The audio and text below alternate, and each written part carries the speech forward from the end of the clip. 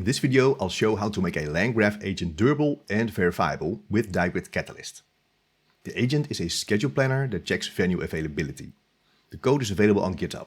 The link is in the description. Let's start with the agent code. I'm in VS Code and this is the LangGraph application. We're importing the DaprWorkflowGraphRunner from diagrid.agent.langgraph. You install this package by running uv pip install diagrid langgraph. This contains the necessary types to make the application durable and verifiable when running it with Catalyst. Here are the definitions of the graph nodes.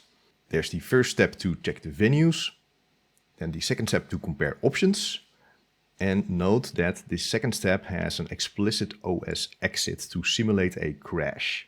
And later we will run Catalyst, so it will resume from this crash. And the third step is to confirm the booking. All the nodes are added to the graph. Here is the DaprWorkflowGraphRunner provided by the Diagrid package.